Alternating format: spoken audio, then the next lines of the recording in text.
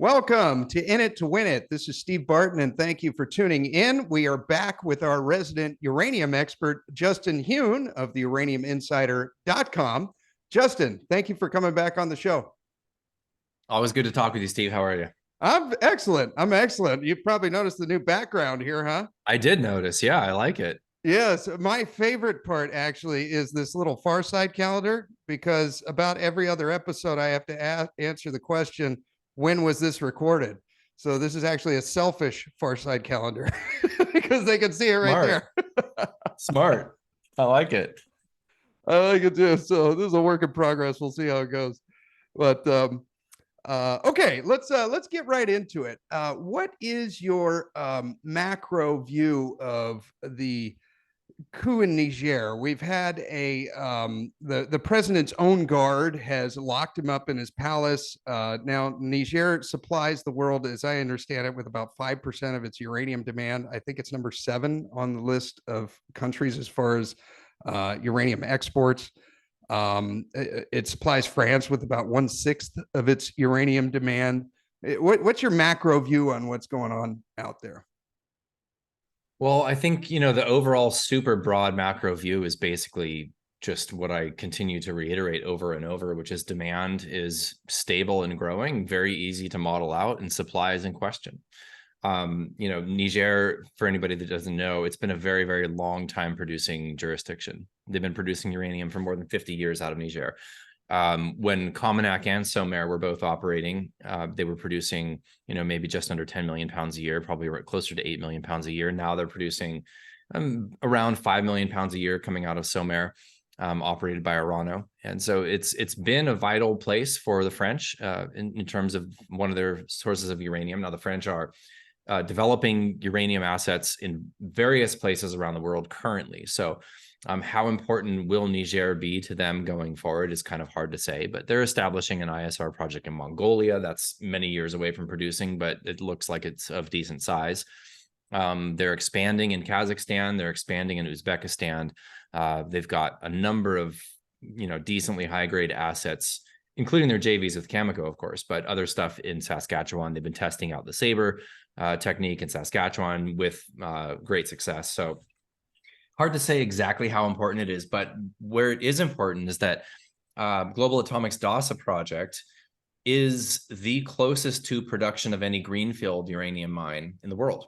So while, you hear people say there's no new mines coming out, no, that's not true. There are new mines coming online, and the Global Atomic's DASA is the closest to production out of all of these greenfield projects. So some other greenfield projects would be, for example, Denison's Phoenix deposit, Wheeler River, NextGen's Arrow deposit. Those still are multiple years away from production, but both of those will be a mine someday, right? And then, like I said, you have the ongoing development of new deposits in Kazakhstan every year. Every couple of years there's another one, because they have to continue to kind of leapfrog, because they're producing deposits now are always dwindling. In fact, on average, from first wells drilled on a Kazakhstani deposit to peak production is about 18 to 24 months, and production declines from that point and never recovers.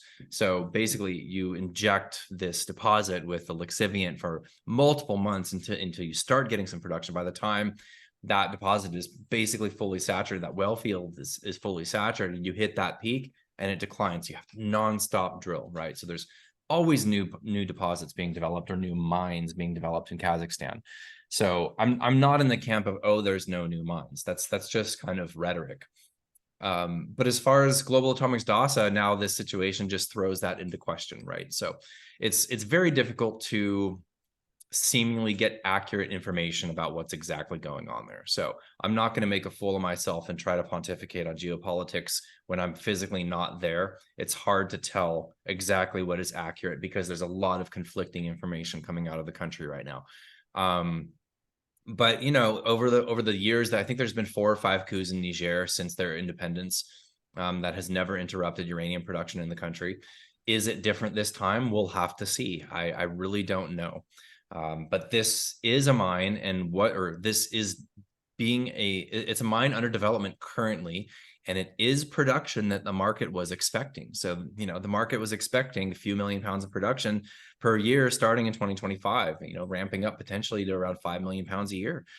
And that's in addition to what the French are already doing in the country, right? So with SOMER, we've recently heard that the French have been looking into testing ISR, or have been testing ISR at, I'm going to butcher the name, Imao.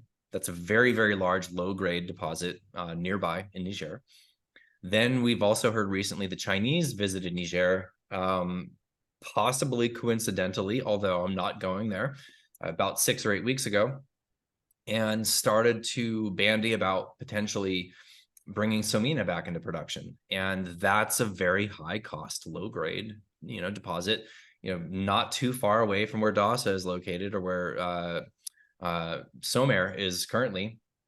But it is interesting to see their interest in the country as well, right? And so possibly they were kicking tires on Dasa. I think it's the high grade deposit in Africa. It's the best uranium deposit on the entire continent. It will be a mine. Who will own that mine? How will it be operated? How soon? Will it be Global Atomic? Will they end up being able to finance it after this situation passes over? Whoever remains in power, I have no idea. I can't speculate on that at this point. But really, the big takeaway is there's only a handful of truly safe jurisdictions in the world for uranium production.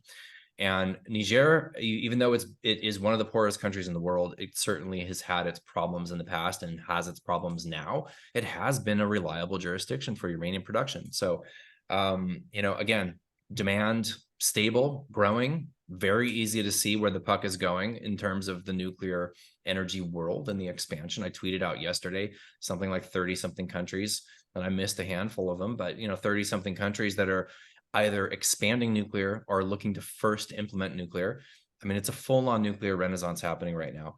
And that's easy to figure out. That's easy to tell. That's relatively easy to model. You have to make certain assumptions, and based on enrichment tails assays and things like that. But the supply is a big question mark. You can look at who's producing now. You can bake into the cake some production out of Mongolia in 2030. You can bake into the cake the Uzbeks possibly doubling, to maybe 15, 16, 17 million pounds a year by the end of the decade. You can at some point bake in that Arrow will be producing at some point. You can play around with all these numbers, but really what it comes down to is like, there's major risks. There's jurisdictional risk. There's financing risk. Money is very expensive right now. So that's probably the biggest risk currently out of Niger is how, even if this hasn't officially impacted any of the companies operating there, financing might be more difficult because of this, right? So all of these things, just whenever you think supply is basically guaranteed, it almost never is. And almost always the development, especially of a greenfield project, takes way longer, costs way more. And while a few million pounds coming out of Dasa in 2025 doesn't necessarily make or break the sector, certainly there's already been discussions with utilities, and even I believe they even have a couple of contracts for fulfilling those. So, it's just one of those things where you bet on a supply being fragile, and that's where we're at now. And it's been fragile for a while. You don't know what's going to break it, but you know that it will be broken at some point. And honestly, Niger is not necessarily the breaking of the supply story, but it's just one other example. And I think the biggest example of the supply side, let's say fragility, has to do with the largest producer, which is Kazakhstan, making deals with Russia, making deals with China. And, the West is going to be kind of picking up the scraps. And that's sort of where we're at right now. It's very simple math, really, when you look at the demand versus supply. But this is just one more example of supply being in question. This is kind of my big takeaway. Yeah. You mentioned Global Atomic. They're supposed to start kicking out yellow cake in a couple of years, right? 2025. 2025 was their estimated first production. Yeah. Okay. Maybe this isn't necessarily what you follow, but as far as like military bases and, do you have any idea like what jurisdiction might take over there? I think we have as far as military bases, we've got USA, France, Italy, Germany. Russia's got a base to the south of there, but not in Niger. Do you see anything with that? It's so hard to say. It's so Okay. hard to say. It's just really, I honestly think most news stories that come about, whether on mainstream news or even on social media these days, are not intended necessarily to inform, but are intended to kind of shape narrative. And so, like, you could see in the first days of the coup, you had a bunch of Nigerians holding up Russian flags. It's like, okay, so you're telling me somebody that makes 50 cents a day is going to buy a Russian flag to go out into the street with? It's like, no, obviously Oh, that's a very good point. those were provided by whom and for what purpose, I don't know. But it is interesting, right around that time, there was the African summit held in St. Petersburg, Russia.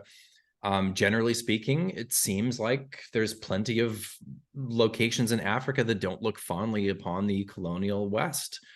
And so we've seen coups in Mali, we've seen coups in Burkina Faso, where essentially the French were essentially pushed out of the countries. And it seems like Wagner, which is basically Russia's kind of contract military in some ways, has a presence in those countries after the French have left.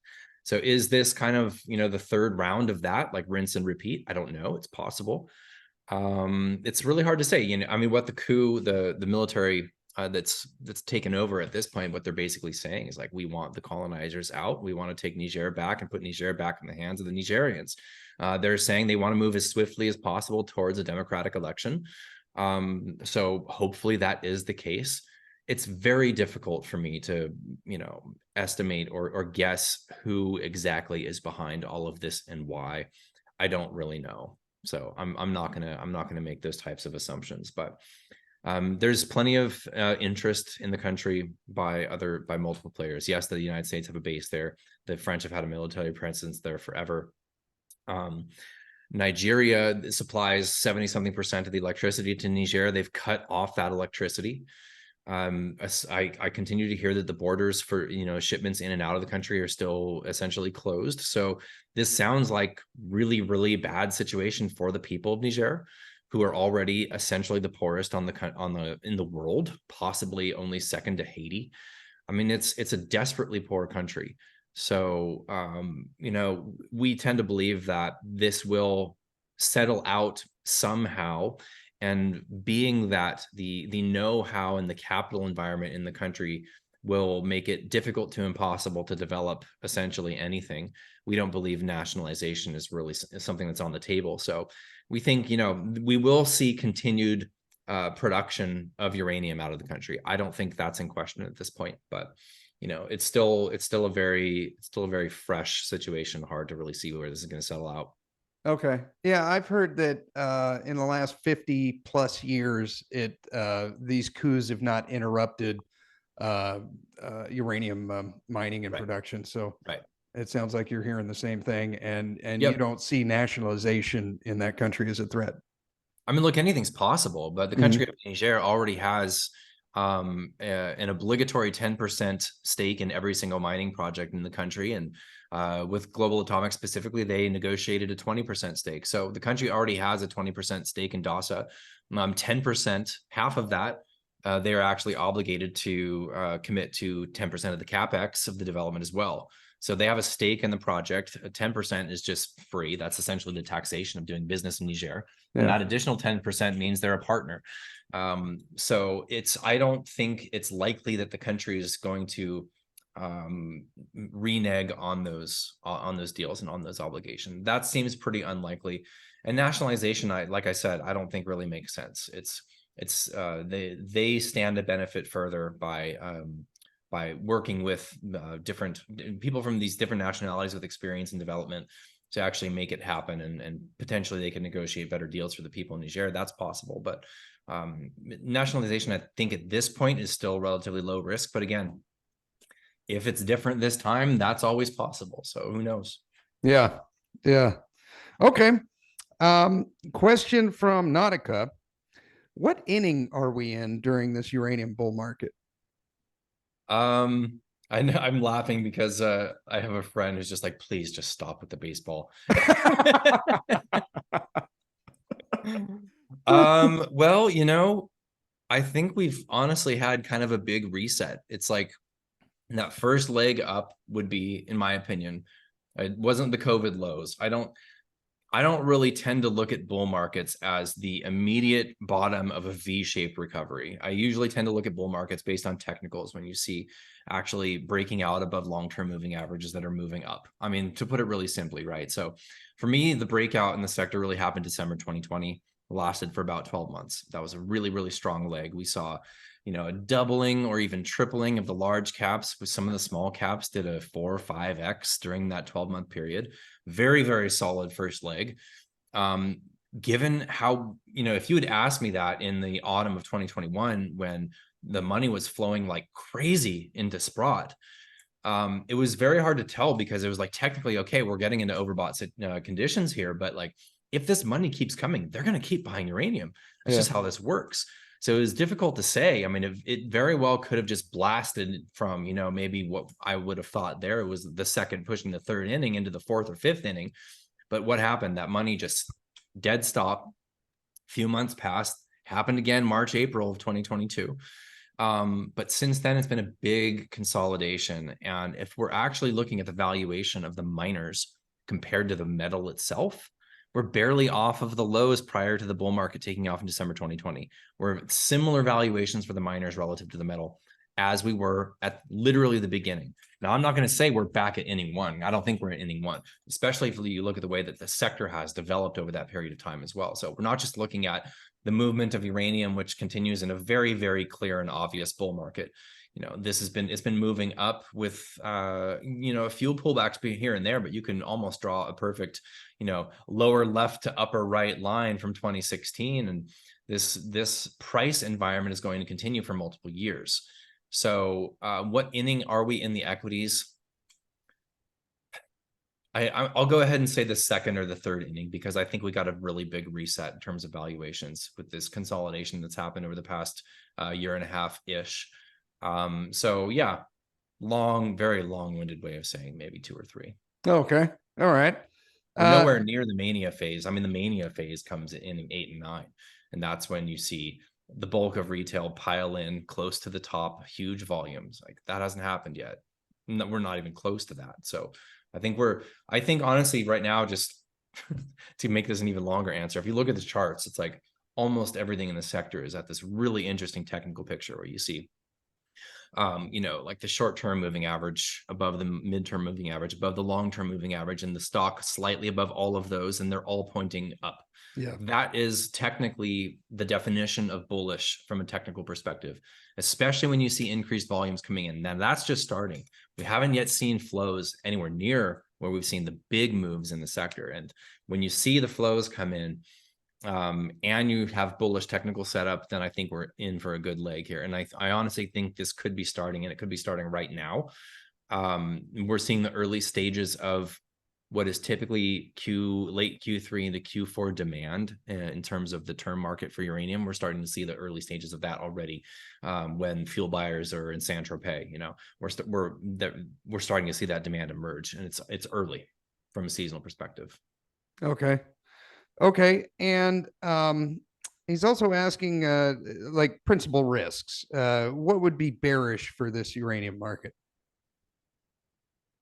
Well, I hate to say bearish for the uranium market just to look at, technicals or fundamentals for the overall broad macro space.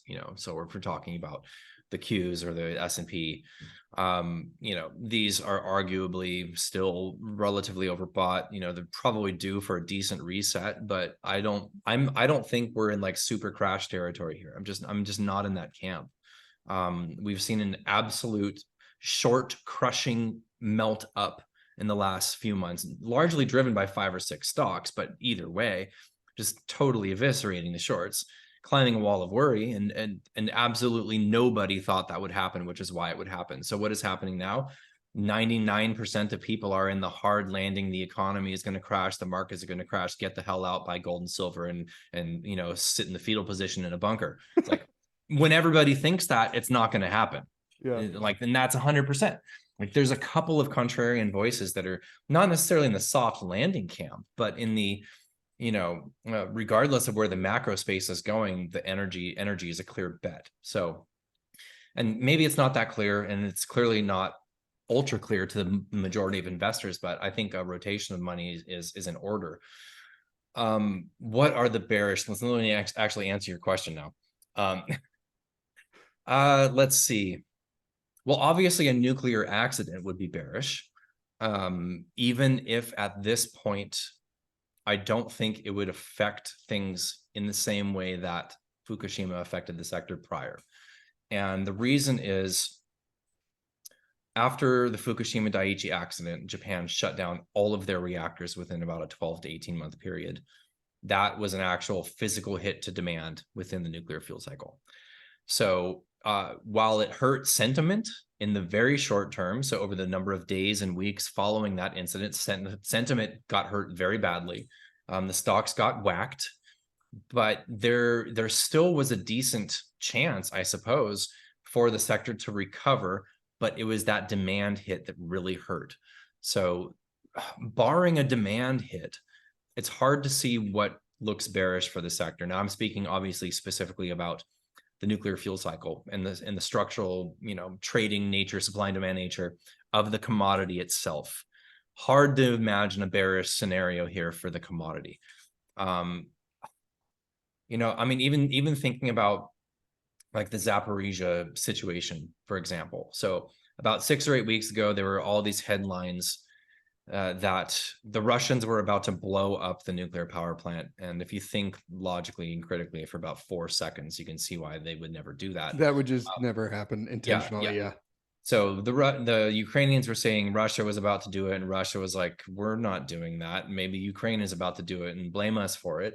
But either way, there was some fear in the market. And, just a few days ago, the IAEA reported that they gained access to the plant. There was no evidence of anything, no explosives or nothing on the site whatsoever, especially on the containment domes or the reactors where they stated that they were. So all of that was fake news. But hypothetically speaking, let's say there's an incident at Zaporizhia, and you and I both know it doesn't make sense to blow up this facility when you actually have nuclear weaponry. Why are you going to destroy a $25 billion complex that's absolutely crucial to the area of the country that they wanted to take over in the first place, right? Yeah. So that was the deal. Before the invasion even started, there was a deal on the table that essentially NATO essentially influenced Ukraine to not take, and that deal was, we take Crimea, basically. It wasn't necessarily a great deal for them, but that was the deal on the table. Peace will prevail. The ethnic Russians in the southern part of the country were in favor of that anyways,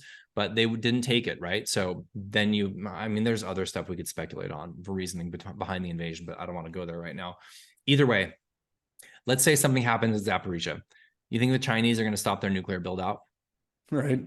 Because they affected 1 reactor out of the 6 when they're all in cold shutdown. It's not going to cause a radiation event anyways, but let's just say they did. You think the Chinese are all going to say, the 6 construction starts we approved last week? Yeah, just kidding.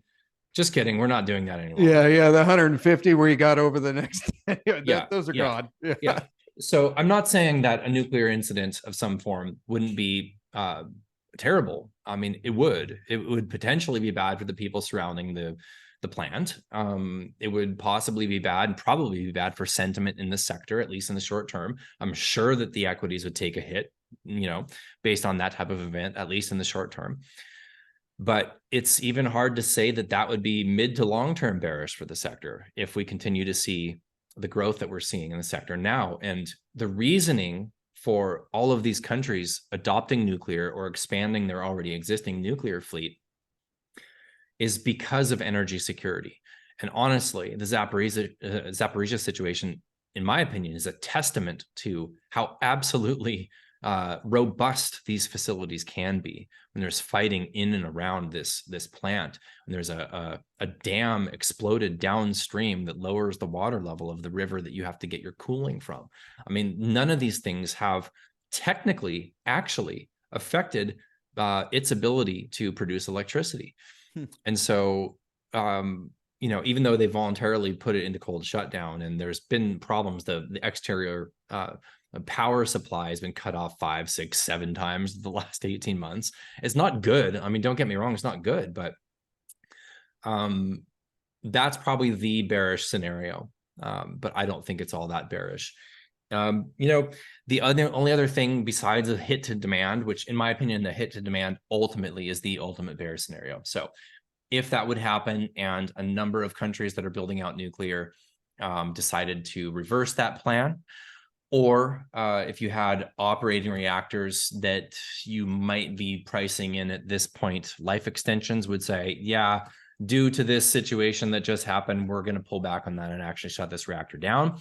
So some sort of hit to demand would at least cause me to revisit those supply and demand numbers to be able to gauge what sort of effect that could have on price. So, you know, the sector is notoriously volatile.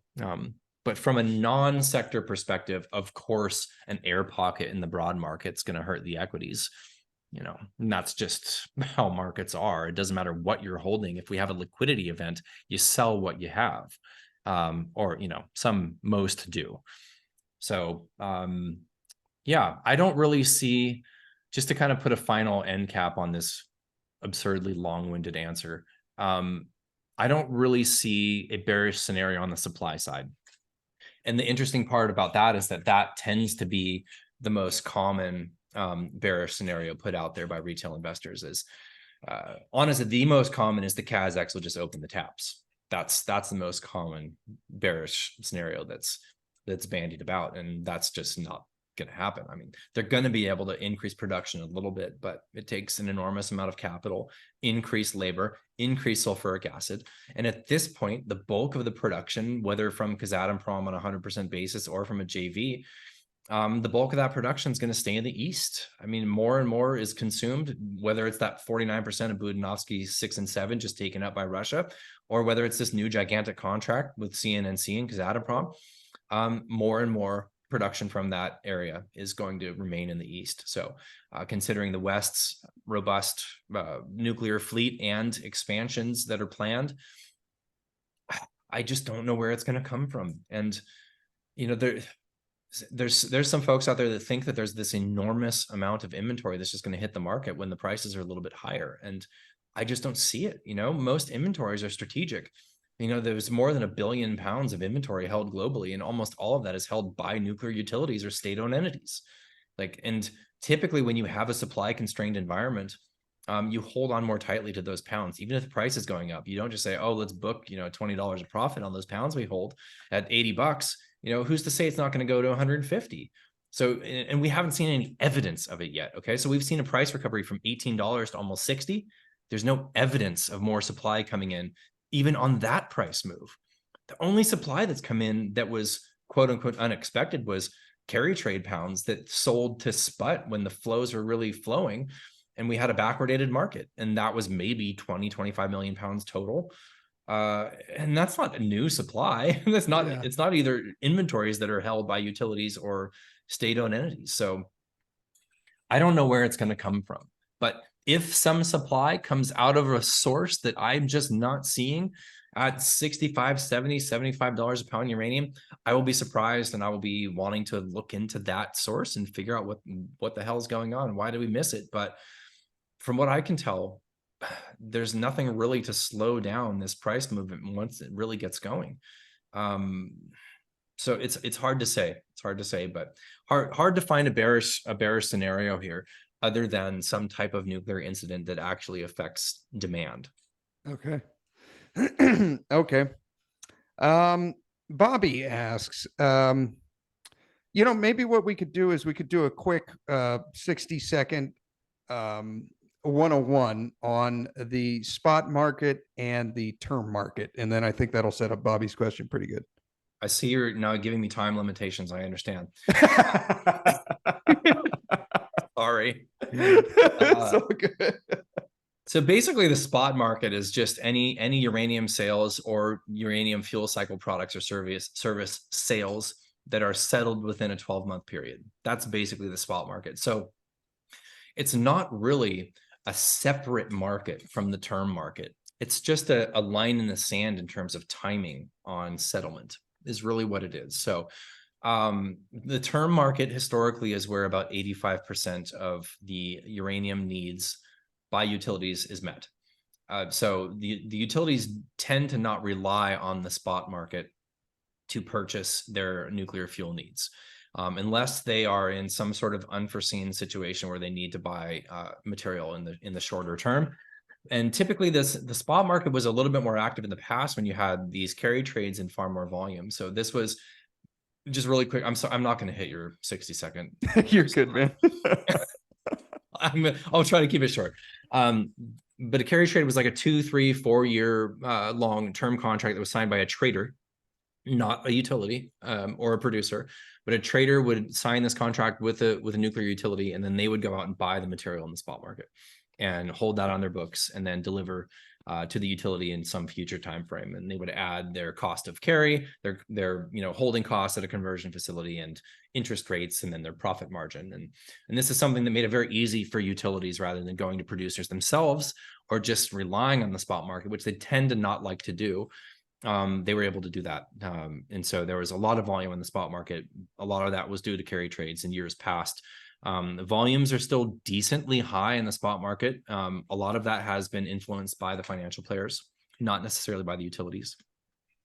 But to quote Grant Isaac from Cameco, the traders really are the connective tissue between the spot market and the term market. So that has to do with the curve, or let's say the spread between the current spot price and the 3-year forward, 5-year forward pricing, and interest rates. And so when interest rates go down, you should actually, with all else being equal, a drop in interest rates would see the spot price rise, because that would mean that the traders would be able to borrow at a cheaper cost in order to fulfill into a term contract and buy in the spot.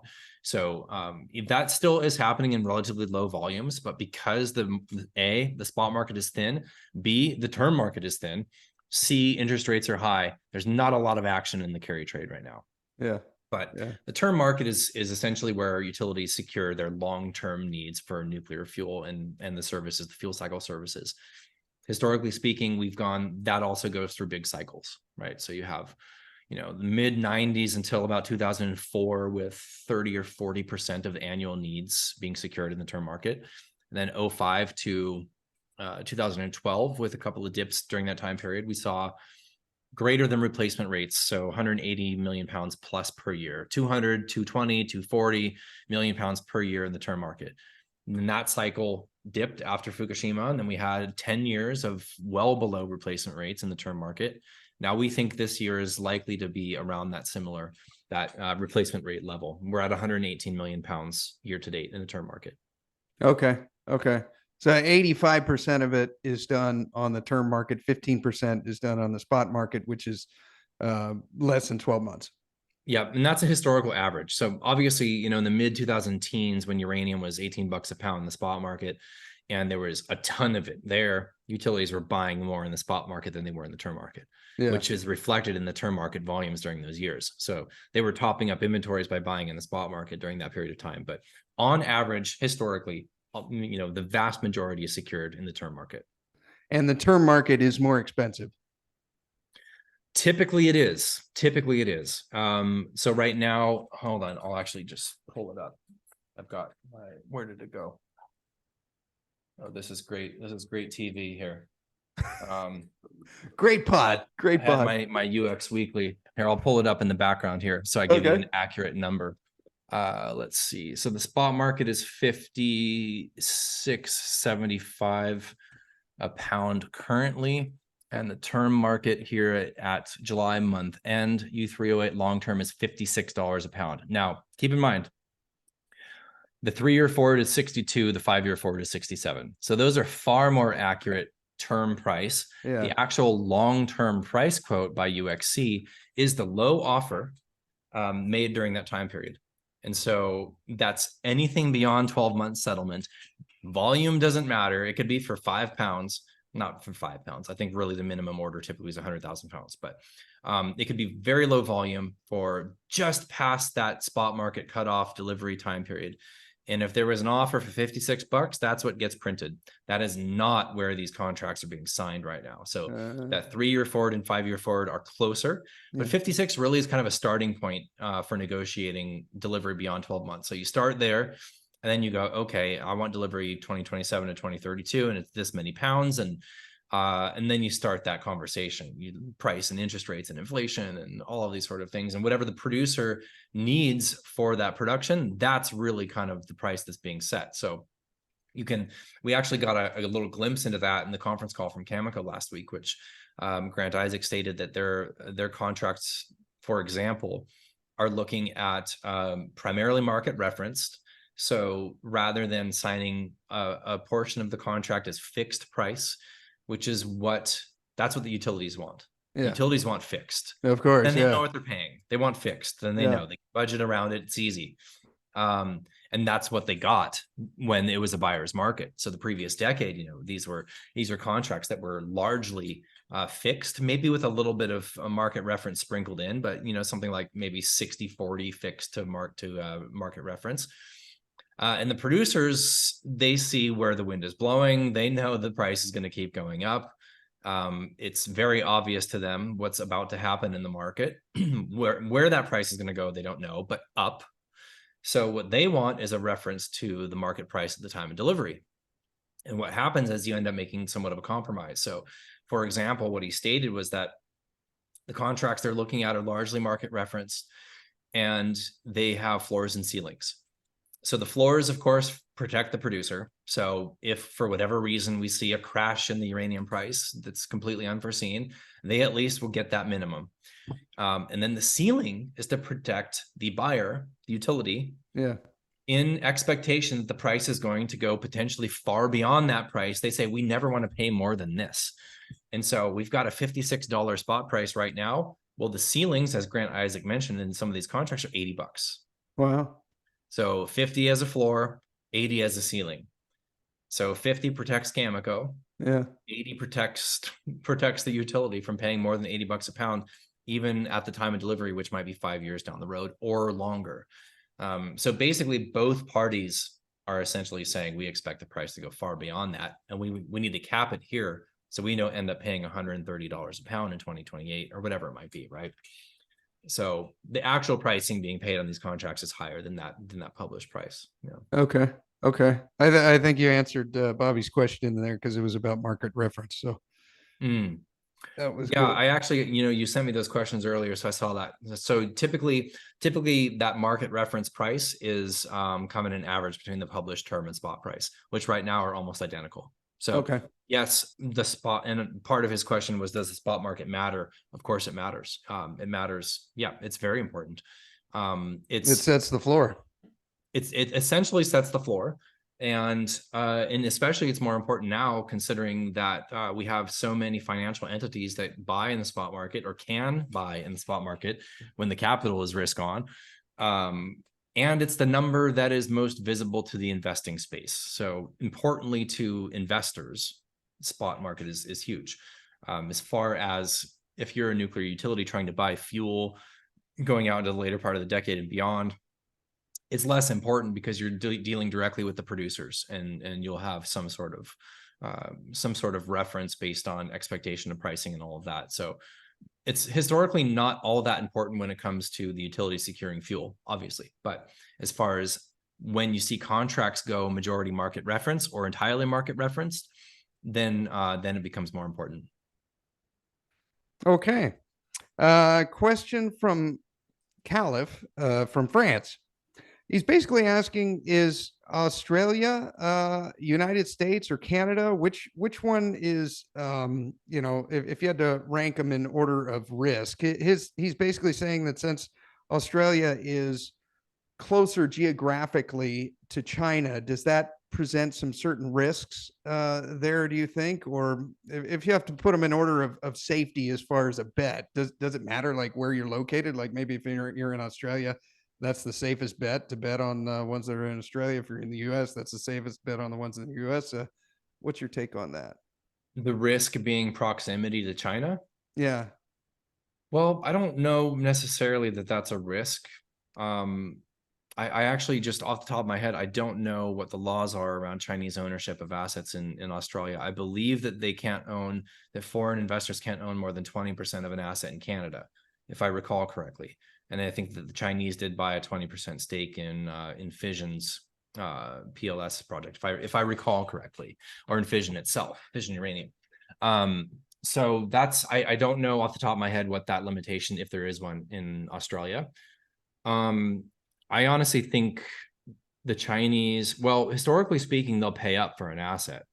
So it's not like they're going to come in and strong arm, some company or some government jurisdiction in order to get their way, especially in a Western jurisdiction. Maybe that's different in Africa, for example, how they've really set up shop in the Congo, for example, and bring in their military and build cities and build roads and essentially running, slave labor mines in the Congo for the most part. But I don't necessarily think that the Chinese coming in and acquiring assets or setting up shop in a particular jurisdiction is a risk. That actually might be a positive, investment case for that location. Yeah, it gives them capital and gets them started. Sure. I mean, they paid up for what became the Huhn mine in Namibia. Like I said, they took a stake in Fission. They have a stake in the Rossing mine. They have a stake in Langer Heinrich. And as far as jurisdictional risk, I think it's South Australia and Western Australia are very friendly to uranium mining. Queensland, it's still banned. Maybe that will shift. I don't know. There's some big projects there that could get into development if that was reversed. Same thing in Canada. Historically speaking, Saskatchewan is a great jurisdiction, for uranium mining. Might not be the same in the other provinces. And then again, in the United States, there's terrible jurisdictions, there's fantastic jurisdictions. Yeah. As far as Chinese ownership, I don't really think the Chinese are going to come after, UR Energy. That's probably not going to happen, would be my guess. For example, just, to pick an American company. But yeah, I mean, I think the Chinese are going to be going for big assets. I think they're going to be willing to pay up for them. I think there will be more acquisitions on the table, especially if you just do the calculations. Okay, so they always talk about wanting to have this 1/3, 1/3, 1/3 strategy into China, where 1/3 of their uranium needs will be mined domestically. 1/3 will be in foreign acquisitions, and 1/3 will be in contracting. Now, if you figure even on the high side, let's say they have 350, 400 million pounds of uranium inventory, uranium equivalent inventory across the fuel cycle. If they're shooting for 150 gigawatts, let's even go out past 2030, because that's kind of tomorrow. 2035, they want to have 200 gigawatts of nuclear. Okay, so that's conservatively, that's 100 million pounds a year per year if Chinese demand alone in 2035. That's insane. Yeah. Right now, China produces about 5 million pounds a year domestically. They're having a hell of a time increasing that number. So at 100 million pounds a year of uranium demand in 2035, those inventories start to look negligible. Yeah. And those are the big, scary inventories that are going to flood the market. So what are they going to do? They're going to acquire more projects, and they're going to go after big projects. They're going to pay up for them, because it's not a matter of price necessarily. It's about national security. It's about energy security, and they're going to make sure they have that uranium to put into these reactors. They're not going to build another 95 reactors in the next 5 years or 6 years or whatever it might be, and not have the uranium to go into those projects. So I fully expect China to kind of look around, globally speaking, and secure those assets in the next few years, probably. Okay. Yeah, 100 million pounds is insane, because right now the planet's consuming about double that. Yeah. Okay, from Darren. Is it true that Centrus carries certain vulnerabilities from Russia? If so, could you explain? Yes, but it's a little bit of a black box, so I won't be able to explain all that thoroughly. But historically speaking, they have heavily relied on Russian uranium, Russian enriched uranium specifically.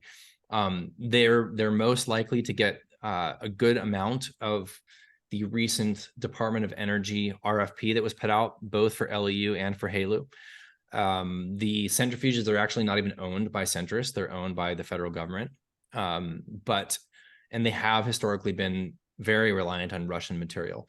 I don't know to what extent that has shifted as of today, but it's going to be forced to shift if we end up having Russian uranium cut off via legislature that is entirely possible. I actually think that is going to happen. It's going to be a weaning off process, even with this legislature, like no new contracts, let's say with Russia, starting in 2028. And legacy contracts are probably going to be honored, et cetera, et cetera.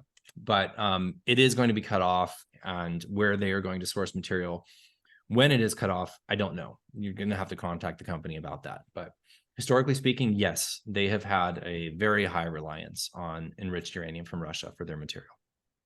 Okay. All right. Question from Rooster.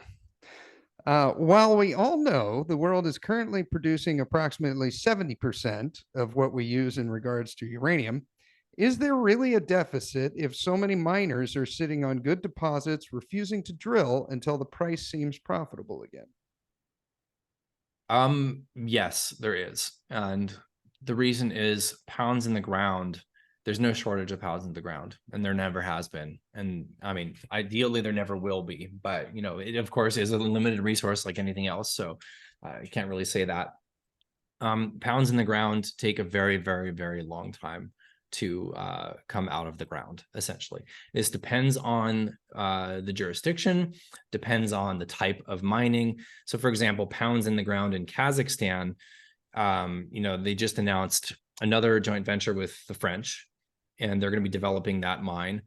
And that is going to take 3 to 4 years to get into production. And that's in a place that's already fully set up, the largest producer in the world. ISR mining way faster, easier, and cheaper than any other method. And it's still going to take that amount of time to be producing. Okay, so there's a massive lag time in terms of exploration, discovery, and yellow cake in a can.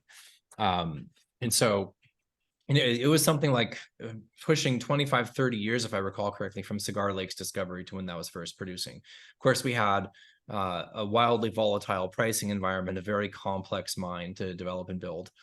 But the deficit that we're looking at now, so when I say that demand is stable and rising and it's easy to model out, that's, I'm oversimplifying because there's a lot of assumptions that have to go into supply and demand modeling. And to give you a couple of examples of that, you have to make a lot of assumptions about tails assays, and that drastically affects the amount of uranium. So it gets very tricky. Okay, so to give you an example, let's say, for example, we've got an operating reactor. Let's say it's operating, it's 1,000 megawatts. It's a 1 gigawatt reactor. And the uranium that they're running their fuel off of currently, they probably purchased about 5 years ago. Now that uranium, maybe they paid $25 a pound for that uranium. Maybe they paid rock bottom prices for conversion, pretty low prices for enrichment. The tails assay for that enrichment process for the fuel they're utilizing now was probably in the high point teens, maybe 0.2, 0.19, 0.18. And so the actual amount of uranium for that 1 gigawatt of electricity or capacity, let's say, for that particular reactor, maybe they purchased 420,000 pounds of uranium, ran that through the fuel cycle to get the amount of the kGU of enriched uranium to be fabricated to fuel to run their reactor. It's currently running now.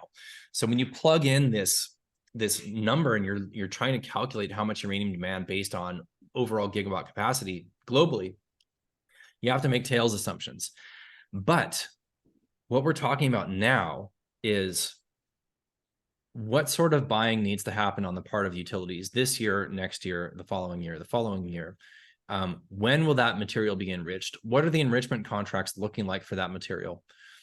And so if you're looking at new enrichment contracts, you have to bake in a much, much higher tails assay assumption. So we're talking about, they're operating based on fuel that was enriched at 0.18, but for their next round of fuel and the contracts they're buying for enrichment for the late 2020s, early 2030s, they're pushing in the West, high 0.2s, low 0.3s. We're talking a 20, 25, sometimes even 30% increase in uranium demand for literally the same amount of electricity production. So you have to bake in higher tails assay assumptions into these models, in addition to the increasing total gigawatt capacity globally year over year, as far out as you want to model. So you can bake in certain life extensions or expected shutdowns, construction starts, when that will actually hit the grid. Then you have to bake in these tails assumptions. So with all else equal, if we saw not a single added gigawatt of global electricity nuclear capacity for 2024, we're going to see more uranium purchased. Yeah. Yeah. Because those tails are rising in the West. And they're going to be rising until and unless we have more enrichment capacity. It's going to take a few years. Urenco's already talking about expanding. That's going to help, but it's insufficient if we remain in a bifurcated market to keep the contractual tails assays down the later part of the decade. So very long-winded way of saying, even without demand even without nuclear capacity growing globally in the next 5 years, we're going to see year-over-year increases in uranium purchasing demand per gigawatt based on tails assumptions rising. But we do know demand is also rising. Then we add yet another couple of factors. But wait, there's more. The other couple of factors are inventory builds. So right now in the West, inventories are on the lower end. They're not panic mode. They never get into panic mode, really, for the most part. And there were a few utilities that panicked in the previous bull market, and they will never live it down. Okay, they're not going to make that mistake again. So those utilities probably are more covered than others right now. But still, inventories are on the low side. Okay, so when we're talking about buying uranium simply to fulfill conversion and enrichment contracts, you also want to bolster some inventories if they're on the low end, if you perceive a supply deficit going forward. Now we actually have the nuclear fuel consultants like UxC and TradeTech saying, hey guys, there's a supply situation looming. Okay, they're actually flagging this to utilities. So you're not just talking about baseline needs being met in terms of your own nuclear fuel needs for your operating reactor. You're talking about bolstering inventories. That juices up those numbers even further. And then you have the absolutely unknown, how much is Zuri and Sput and Yellowcake and this other one that Askar, formerly from Kazatomprom, Askar Badarbayev, is supposedly involved in as well. And supposedly one or two more that are in the works. The buying by ANU Energy, which is going to be buying from Kazatomprom directly. That's going to start, the middle part of next year.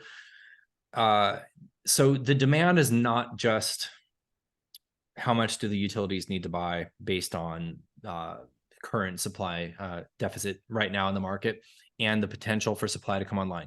So, but once you have that demand picture, which is incredibly complex, then you can go to the supply side and you can look at the current supply situation and you can go year over year. This will come on this year. This will come on next year. At the same time, existing mines are depleting, right? Yeah. So Cigar Lake phase 1 is done in the next 4 years, is done. Are they going to go to phase 2? Chemico tells us they will. What do we know about phase 2? It's more complicated. It's going to be higher prices. So will they get more uranium out of there? Probably. But, some of these biggest mines in the world, they're also depleting. So you don't just have, it's not like supply is this static thing. And when we add to it, it only increases. We have to accommodate for the supply that's coming offline from current producing mines. So the deficit is, if everything goes perfectly smooth with Global Atomics DASA, which we've already covered, is not going perfectly smooth. Langer Heinrich's restart, Boss's Honeymoon brownfield project, the various ISR projects in the United States, NextGen's Arrow, Phoenix's Denison's Phoenix, Orano's various projects. If everything goes perfectly smoothly with all of these, then we get to a point in time where the market is mostly kind of almost balanced, let's say 4 or 5 years out. But that is assuming zero demand from financials. That's assuming zero demand from SMRs. That's assuming a relatively low tails assay. So we don't know how this situation gets rectified on the supply side. I don't know how we're going to end up with a balanced market, other than if we see the lower cost projects, like some of the ones I didn't mention just right now, like Bannerman Z-Tango, for example. If we get to $100 a pound and it stays there and it looks like a healthy price for the sector, and these projects can get funded and built, then maybe by the early 2030s, we can have some of these marginal projects producing. That's going to help. But I don't see a supply side panacea that's gonna fix this. So it's my confidence in the price going higher is pretty darn high. Yeah. Yeah. Yeah. Yeah. All right. I think you answered Scotty's question there. Okay. Wrapping up, what from Stoic Barbarian, what are your price targets and exit strategies? Didn't you have a question in our last talk from Stoic Dolphin or something like So that? it was Stoic something else. Stoic I'm not Flipper. sure Stoic if Flipper. it's Stoic Flipper. That's who it was. Yes. I'm not sure if he changed his name or if it's a different guy. I don't know. Stoic Barbarian. Sorry, I got caught up on the name. What was this question? What are your price targets and exit strategy? Oh, I don't have price targets. Okay.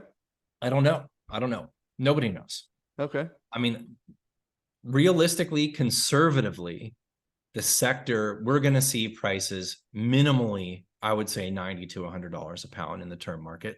Oh. And probably pretty close to that in the spot market. That's what the sector is going to have in order to incentivize these projects that are going to have to come online to fix the supply deficit, right? Okay. So that's conservative where the price has to go. Okay. Where the price could go if we get into something resembling a panic mode on the part of utilities, or of course, the elephant in the room, if we see capital flows in the financials, the price isn't going to make sense for the sector, just like it didn't in the previous run. It didn't have to go to $143 a pound, but it did. Yeah. And if you adjust for inflation, that's about $200 a pound. You have, Cuppy, for example, saying he wouldn't be surprised if we see a few hundred to a few $1,000s a pound. I'm not in that camp. I don't think it makes sense at all for the price to go that high, but I would be very surprised if we don't see $90 to $100 in the next 2 to 3 years, just based on basic sector fundamentals. But gun to my head, we're probably going to drastically overshoot that. And whether that's based on a buying frenzy from price insensitive buyers, whether that's financials, whether that's, the Chinese, I don't know. We're probably going to see that. We're probably going to see the overshoot. Yeah. As far as exit strategy, scale out on the way up when there's high volume buying and the RSI is overbought. Really, don't hold full positions to the bitter end, because you will not catch the top. We will not catch the top. Nobody will catch the top perfectly. Guaranteed that won't happen. Make sure you pay yourself on the way up so you don't get caught holding a gigantic portfolio with a lot of gains in it and trying to exit when everybody else is trying to exit. That's what we're going to be trying to avoid. So yeah, make sure you take chips off the table when you're in the money on the way up. But the reason we haven't really done that thus far is we know this market has so much longer to go in terms of legs. It's like I said, I think we're in the early innings still, and until we get up near those prices where the sector needs the price to go, then that might be a time to start to look for paying yourself a little bit, and maybe of course, that you've got broad macro factors with markets that might influence otherwise. But yeah, pay yourself on the way up. Don't hold the full thing all the way. Don't use margin. Don't use leverage. Make a rational allocation to the sector, et cetera, et cetera. Okay. Awesome. Right on. Not investing advice. Yes, we are not financial advisors. Well, thank you very much, Justin. This was a lot of fun. If you want to play the alpha in the sector, you can go to uraniuminsider.com. There will be a link down in the show notes. It's an affiliate link. Justin has been nice enough to kick a little bit back to the show. Justin, thank you very much for coming back on the show. It's my pleasure. Anytime, Steve. Yes, sir. And thank you for watching, and we will talk to you next time.